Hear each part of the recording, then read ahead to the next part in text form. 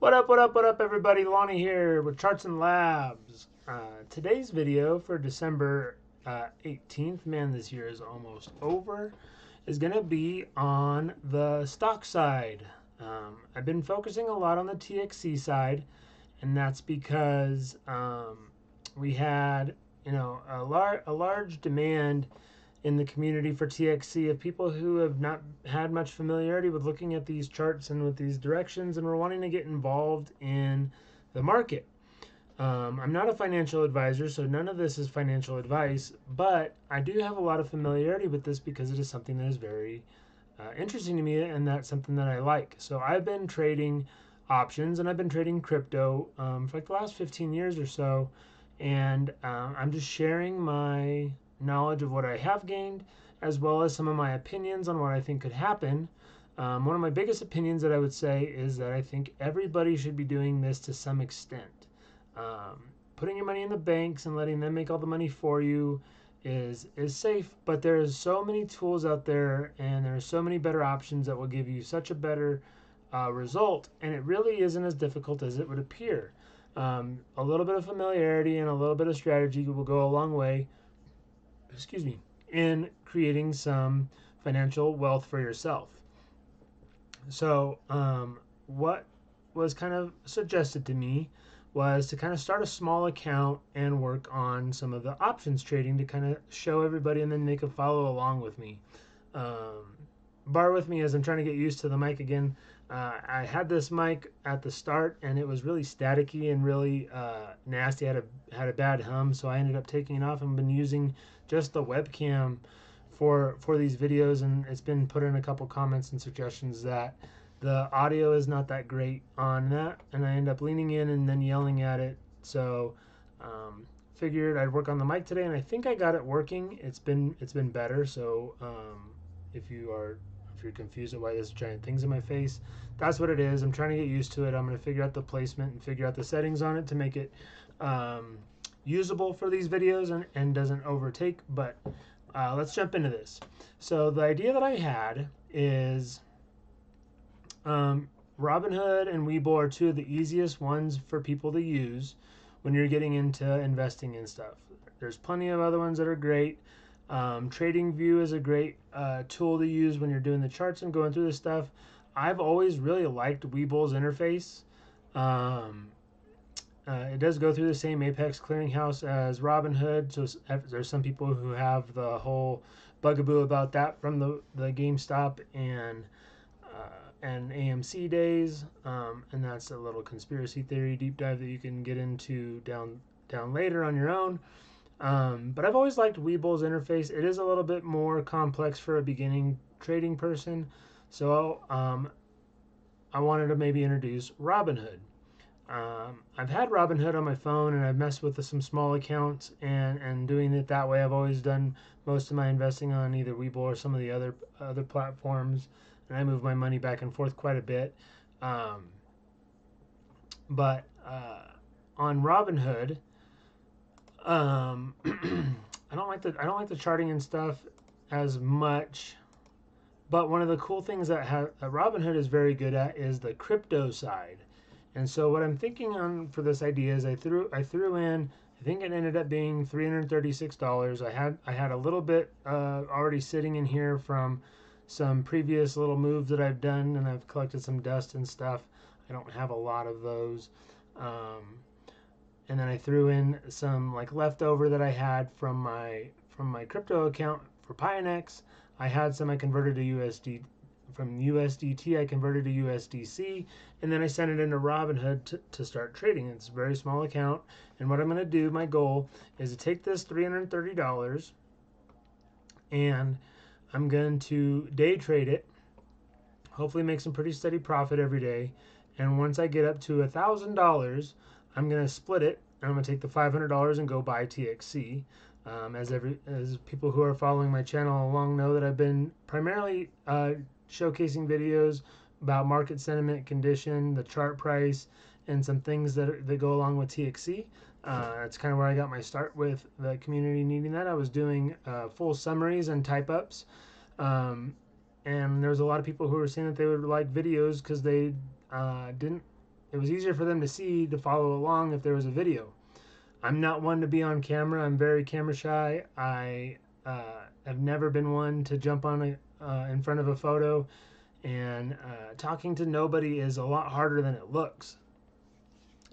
So I've done this before. I've helped people. I've walked people through investing, and I got a couple friends of mine who have some very successful accounts, and it's very cool to see that they take the little bit that I kind of help them with, and whenever they have a question, they message me or share what they're kind of thinking and what's my opinion.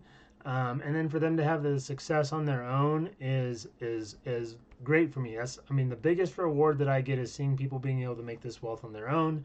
The TXC community, hearing a lot of the people that are jumping on there, making bots, making trades, accumulating coins, and getting excited about buying and stuff. Also very, very cool and exciting. So this is something that both sides can do. If you want to do another avenue and follow along on the options trading side and learn this side as well as crypto, or if you already are an options side and you want to kind of learn on the crypto side, we're going to go back and forth.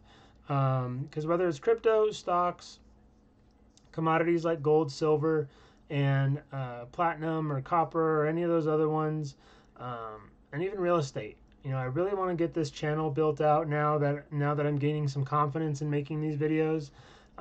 I like talking wealth. I like talking finance. I like talking about these kind of entrepreneurial and self-advancement as far as on the finance side kind of goes.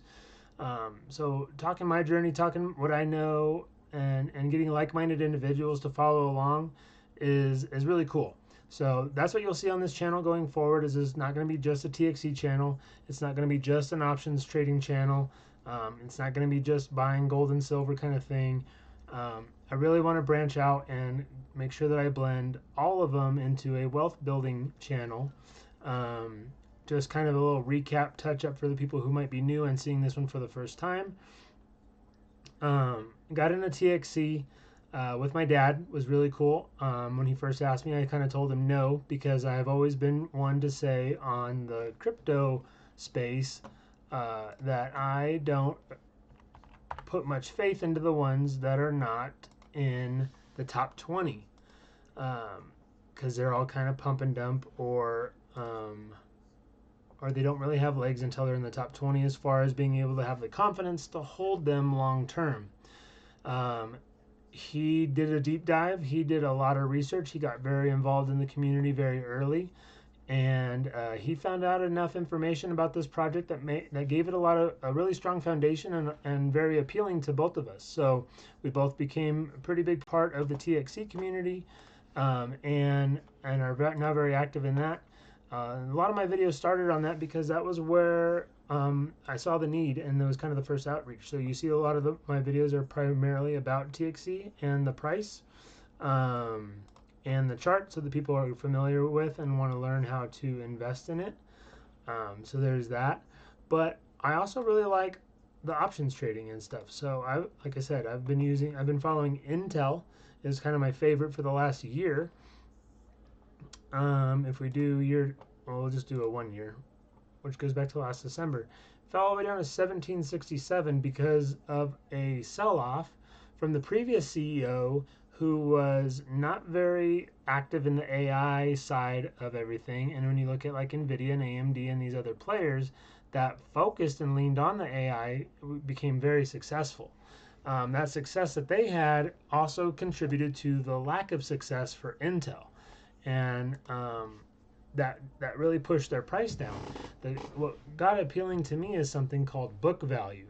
Book value on a company is when you take the cash that they have and the assets that they have, and you minus out the debts that they have. Basically, it's kind of like a check to where if they stopped producing a product, what would they be worth? And we see Intel was trading down $17, $17.67. This whole time their book value was in excess of $23. Between $22 and $23 was where it was book value wise. So to me, I'm like, it's a 20, what is that?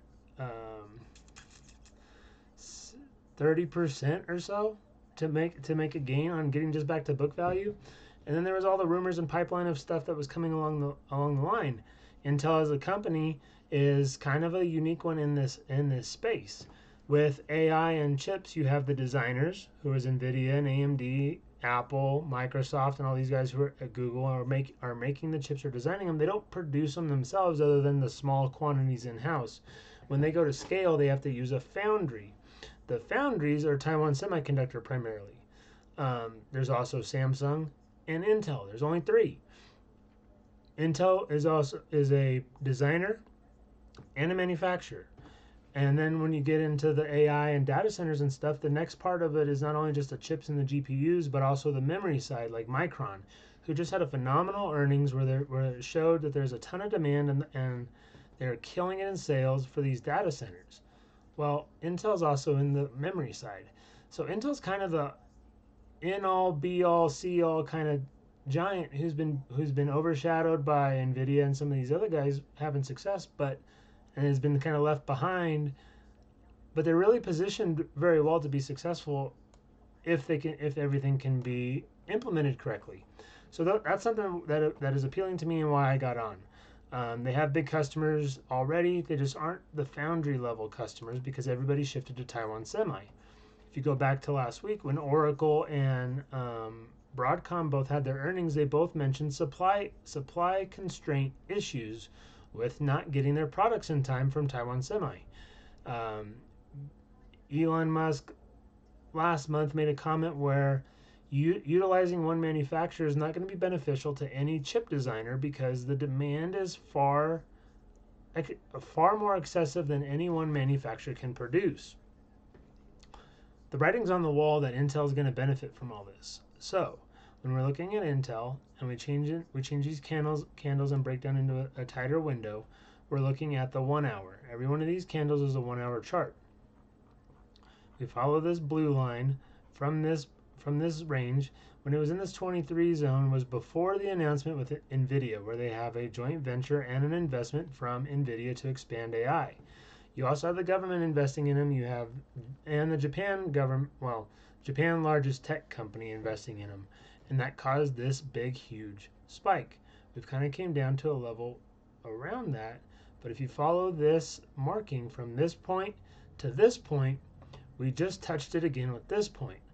The one that we're looking at on the downside, that red one, if I come out to a longer candle time frame, you can see that that one was the top, the highest that the price ever got to, and then the rebound off of the fall, and then we're coming back and we're there again. So obviously there could be, this is more resistant than what's coming, and the price would come down.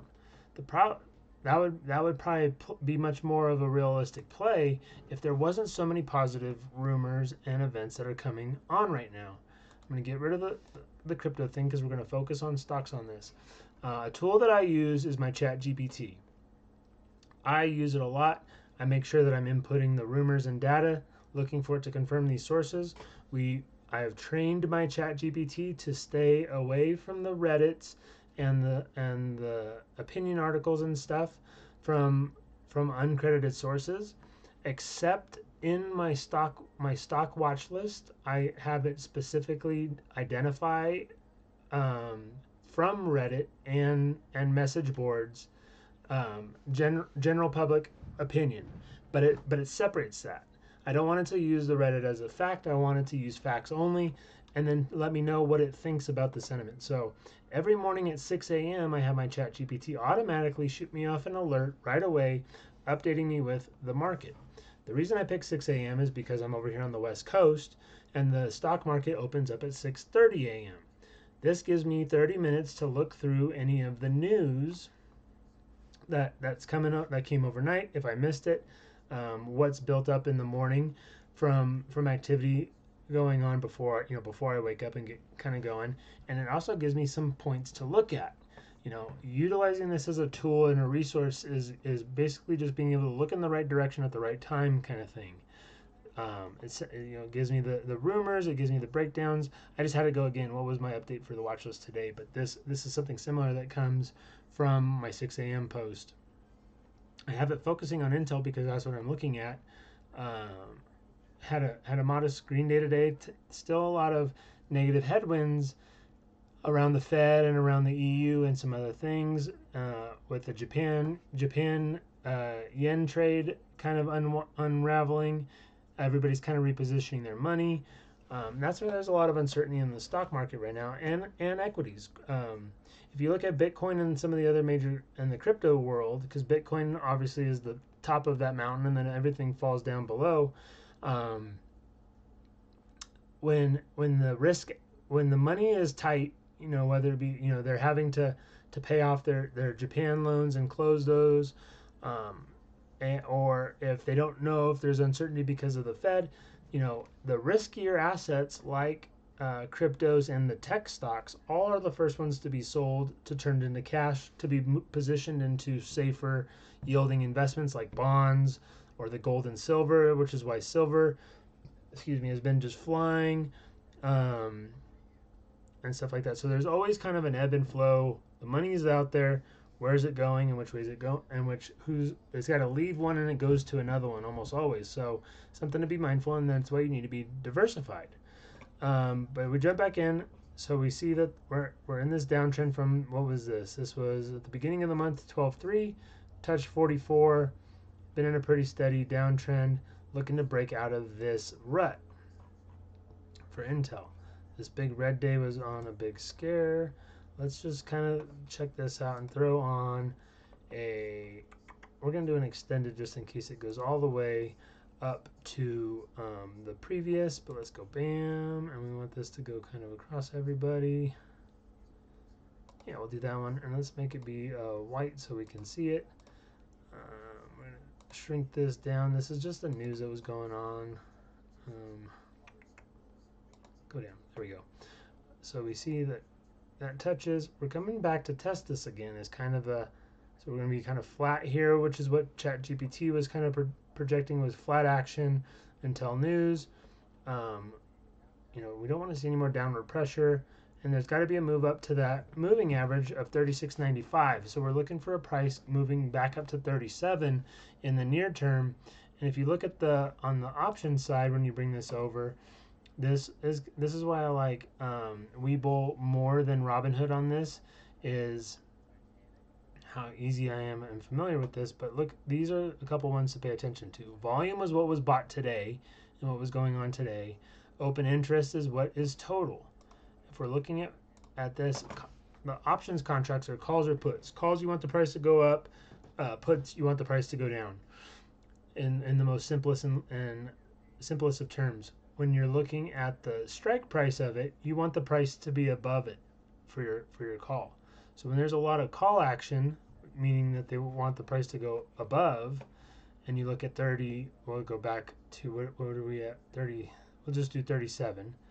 37. There's these cost $15, and we're looking for, there was 9,855 contracts today alone. There was 12,500 were bought. So there's a very good chance that tomorrow should see that action above 37. Would be pretty cool.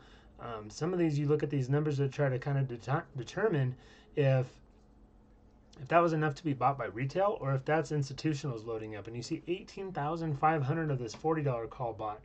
Big numbers. Announcing something tomorrow would be kind of crazy, but it's not completely out of left field, considering all of the rumors around Intel, with every single chip maker being a foundry potential, just needing somebody to sign the paper. Saudi Arabia is a big investment. Japan's a big investment. The U.S. government's a big investment. NVIDIA itself has a big investment. There's a lot of money going into Intel, and somebody's going to become a partner, and we're going to see this flow. But looking at our indicators, we're going up.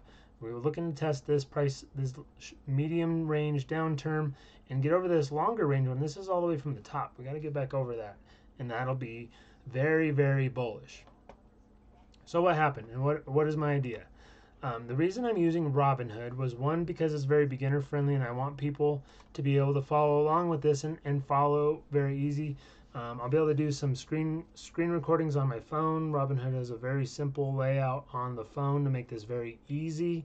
I can share some screenshots and stuff, and make that very easy as well. So that's why we're using Robinhood for that part. But also another reason is because of the crypto connection. So because I'm doing stocks and crypto, Webull also has crypto, but it doesn't transfer as well. You can only transfer the USD from what I was looking the other day. It doesn't like transferring back and forth. Um, Robinhood, I can transfer my crypto back and forth. So when I get USDC and then I want to um, send it, and maybe I just didn't look in the right place. Somebody can correct me in the comments that Webull can do it. But as of what I know right now, I can easily send and receive this back and forth to my crypto wallets. So I can this account that I make profits in, I can easily get into my crypto building. So that's kind of where this came from. Connecting the two very easily. Robinhood seems to be most poised for doing that. So that's kind of why we're using Robinhood. But also because I don't use Robinhood very often. I'm not the most familiar with its layout, so bear with me. I might bounce around a little bit and not know where I'm at with what I'm looking for. But what I did is I had a couple small holdings of some stuff that I had in here. I had a couple dollars buying power, and then I cleared up some of my USDC from other crypto accounts, my other crypto wallets, and I said, you know what, I'm going to send in a small amount, and I think it ended up being obviously $336 total. And so I already went ahead and kind of got here right before the market closed, and I didn't have time to really get set up and make a good video. Kept getting a couple phone calls while I was trying to get a video, so it made it very difficult. And I ended up buying a couple calls for Intel for next week. I bought 3 of them. 12/26 is the expiration date. 3 buys on this call. It dropped down significantly. Today it opened up at 56 cents or $56 because each one of these is for 100 shares. And it dropped all the way down to 26. Kind of flatlined around there, bounced around back and forth. A couple times it went over 0.3. I ended up just doing a market buy, and I think I got it. Does it say where my average was? At 0.29. So I bought 3 of them at 0.29, and the reason that I picked that number, I think it was like $87 or $86, whatever it was, $89, because it ended up leaving me with that balance on the back end of 250. So that's kind of a fun number to start the day with. I wanted to make sure I had buying power to go into tomorrow. What I'm gonna do for this challenge, I don't know if I already kind of hinted at this or what if I laid this out all the way, is I'm gonna come in and make a video in the morning as I'm going through my ChatGPT watch list, break down news, go through, look at some charts, see if there's any good plays. Then I'll probably try to make a play, whether it be on video. Excuse me. Whether it be on video or off video. And then what I'll do in the afternoon, if I have a decent trade, I'll come back and I'll talk about that. I'll also look at the crypto world, give a little update on the update, give an update in the afternoon. Because what I kind of have my chat GPT set up to do is 6 a.m. stocks, 6 p.m. crypto, and then from there we're going to build this up to profit. We're going to take our profit and build up our TXC position. So this is just going to be another revenue to add to the bag of TXC coins that we're holding. Because that's kind of the project I'm excited about. My dad's excited about. The community is very excited about. And there's a great opportunity in that being that it's really a lot of lower volume. And we have a discount on the price right now. So I'm going to take advantage and get all my pennies pinched and send them over that way. Again, no financial advice, just sharing my knowledge and info, but tag along for this journey. We're going to take $300 to $1,000 and buy a bunch of TXC. So thanks. If you want to follow along, remember, it's your money, not mine.